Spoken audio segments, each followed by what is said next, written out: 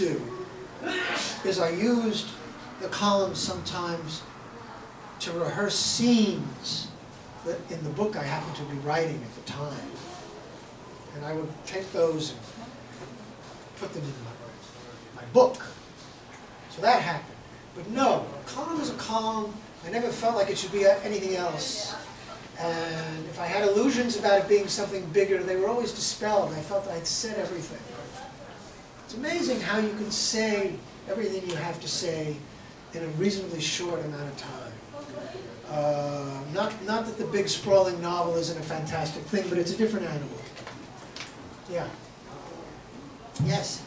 You talked about how our lives are composed of stories. I was just wondering if there's any stories throughout your career that you've attempted to write or started to and kept returning to, but have never been able to complete and just are always at the back of your mind wanting to? Yes. Well, there have been, actually. That's an interesting question. You know, when you've been writing for a while, what you find out is that there are certain things that you constantly return to. There are things that really bother you and are always sort of gnawing at you in one way or another. And I think one thing, I come from a family of 4 brothers, 5 boys, no girls. It took me, just my mother, whose attention was fought over savagely by the 6 of us, including our father. The only feminine presence in the household. And she had tremendous power. But really it was a very male household. And I always felt, first of all, that this kind of tribal savagery that I grew up in, it was not an educated home. I was the only one who became an intellectual in some way. My father was a scrap metal dealer. He worked on the waterfront in Brooklyn. He was a very tough guy, had a 6th grade education. I always felt that I had to come to grips with this. My own man, rivalry of the brothers. And I had to write something a little bit like Brothers Karamazov in New York. I had to do this. And so, yeah, I keep, in fact, I'm working on a novel now that has to do with the killing of the father by one of the children. And they all have motives and you don't know who it is. You don't know which one it is. It's kind of a, so I really have to knock off this old man of mine, even at this advanced age. So that's one. That's one. The other thing that happens is, of course, women were always a huge mystery to me, and I could never figure out. I was very backward in my understanding of women because I never had a sister. I never had anything. So the women were very difficult for me to grasp. Of course, I wanted to in the most desperate way. So it's only recently, when I began writing nonfiction, I started out as a novelist, that I've been able to actually write real women who seem viable and alive on the page. And earlier, when I would write these women that had no concept, that had no relationship to real. I wrote men okay, but the women were just ridiculous, and they weren't real. There was some idealized portrait, and I always felt, you know, if I'm going to be a decent writer, I'm going to have to get to that. So yeah. We should recognize our shortcomings. We don't want to play to them, but we want to compensate for them. Every writer has just shortcomings, believe me, including the greatest. Yeah, it's good to know what they are. Anyone else? Yes? Who would you consider your biggest literary influences?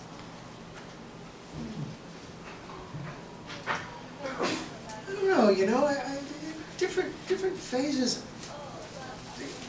When I was young and I was first discovering writing, I loved the Russians. Now I can barely read them, except for the really tight ones like Chekhov. The great big Russians I can barely read anymore, and I devoured them when I was young. I think they had a huge impression on me. The idea that the novel could be everything. I also loved Balzac because of, in that same period, the French novelist of the 19th century who tried to write the entire world. He tried to include everything. He wrote something called, what he called the human comedy, dozens of novels. Balzac was a great, I used to think of him with great comfort because he was a hack writer. Wrote hundreds of novels before he put his own name on a novel when he was in his early 30s. And it didn't seem to harm him at all, this hack writing that he did. So it only made him stronger in some way. But he was a force of nature. If you've ever been to the Museum of Modern Art in New York, you see the Rodin sculpture of Balzac. As you walk in, he was a force of nature. I came to love, I lived in Latin America and Argentina, worked as a journalist back when I should have been in college. And I was a great lover of Borges, who I got to know in Argentina. Borges was a writer who didn't believe that anything, if it couldn't be told in a short story or a short essay, it wasn't worth telling.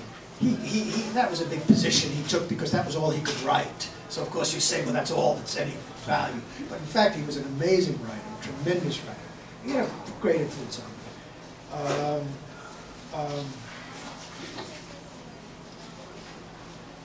A lot of the great English writers, I mean, the English writers teach you something that Americans don't really understand. Americans are hung up with the big book. And English writers are much less precious about their writing in general, and write journalism, and write novels, and write plays, and do different things, and there's a kind of a casualness, a thing of writing with both hands. Daniel Defoe, I'm thinking more contemporary writers like Henry Green, and some of the satirists like Evelyn Waugh, and even you know, some of the writers writing now. The English always have something to teach us about writing. The good ones. Yeah, I was a great admirer of Saul Bellow, also. Yeah. Yes? Because you write about what's real and things you've experienced or other people have experienced and shared with you, I would imagine that sometimes your friends may share a story with you and conclude it with, and do not write about that, Michael. Do you ever have an issue? Have you ever had an issue where something was awkward, where you had a situation that was awkward, or is there something that's off limits for you with regard to your writing? Well, you know, you think there are things that are off limits, but you really, when you're writing, you become very brutal, and you just want whatever you're writing to work and be good and be powerful, and you kind of throw people under the bus a little bit. And this is not only true of nonfiction writers; it's true of novelists as well. Philip Roth has a line in one of his novels where he talks about this voyeuristic using up of people's lives. And I think, you know, writers do this. In a way, you have to be willing to do this when you're a writer, and it is difficult. I did have one. The reason I call this book Beg, Borrow, Steal is because I think that's what writers do. You beg for the attention of an editor, you beg for the attention of the public, you beg for the attention and time and patience of a subject who you're interviewing or interested in. You borrow from everything. You borrow from what you hear on the street, you borrow from other writers, and you steal. You steal people's lives. And that's really why that's what the title means to me. And there is a kind of a brutality about writing. I have a friend who I really feel terrible about this. He was a writer, and he was a writer who was working on a novel, and he was my landlord, and I had a terrific apartment in Greenwich Village thanks to him. And it was really a great apartment, and I had very little money at the time, and he was charging me well below market rent. And there was an exchange where he was working on a novel, and it was a very short novel, and it was a lousy novel, and he kept rewriting the novel, but he never changed anything. He would like retype it and give it to me to read every year again. And I would pretend that he had made changes, because I realized this was a form of rent I was paying. To have him believe that his literary pursuit was viable, when I could see that it was a total delusion. And I kept this delusion alive in order to protect my position in the apartment. But he never knew this. So where was the harm? Well, the harm was when I wrote about it. And I wrote about a lot of people that are very close to me in my book, Hurry Down Sunshine. And none of them really complained. They all did, most of them, some of them didn't like it, but none of them, but they all accepted it and were okay with it. But Danny, my landlord, was a very minor character. That was a malicious portrait in a way. I was mocking him in a certain way that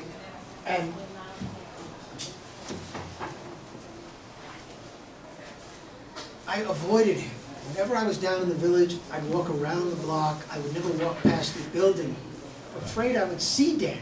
And one day, I'm just going to read this little part. This, I guess, is the title essay. It's called Beg, Borrow, Steal.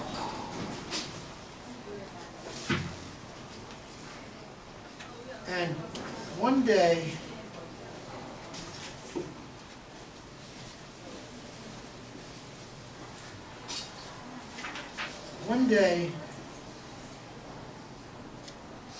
I had to go up to the building. I was being interviewed by a television crew. And a lot of Hurry Down Sunshine takes place in this building in this neighborhood. And I brought the television crew up onto the roof of the building, and they filming, as you know, seemingly very glamorous. Here's where this happened, and, you know, ridiculous. And but I did it, and I risked seeing Danny for the sake of getting good footage for this television. Just shamelessly. And then I left the building.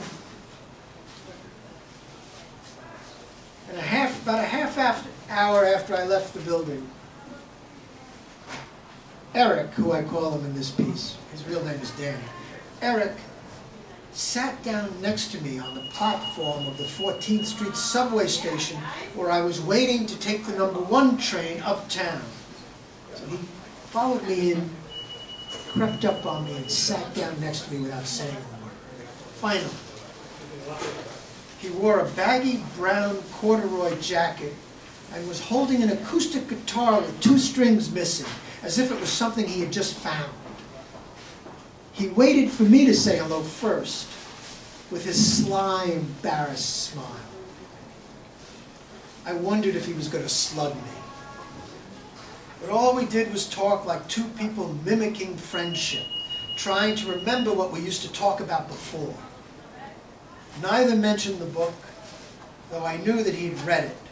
A mutual friend had told me that it had stabbed him.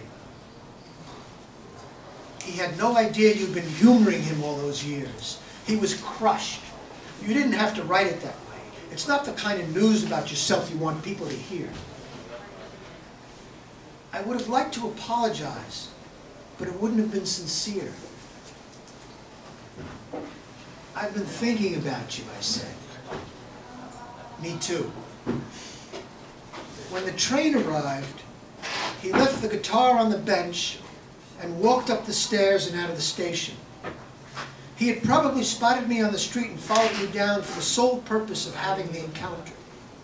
It couldn't have satisfied him. Several readers had assured me that my portrayal of Eric was sympathetic. Written with real fondness, one said. I knew this wasn't altogether true, and that it made it worse for Eric that it seemed to be so. In other words, I seemed to be sympathetic to him, which is even more insulting.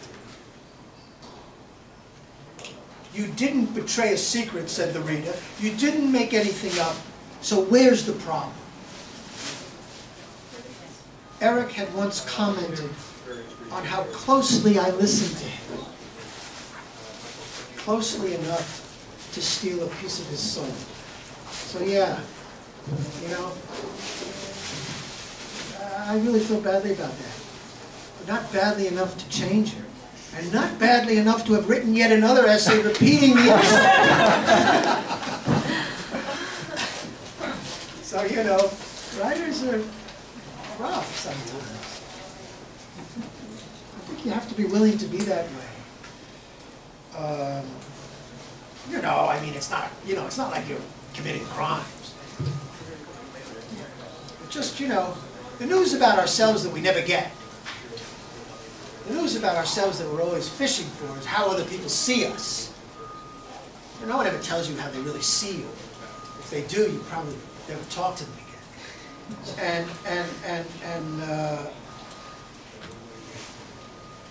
When you're writing about people, you're giving them that news. That news that they never get. So, it's tricky. Anyone else? Or? Well, thank you so much. Thank you, Michael.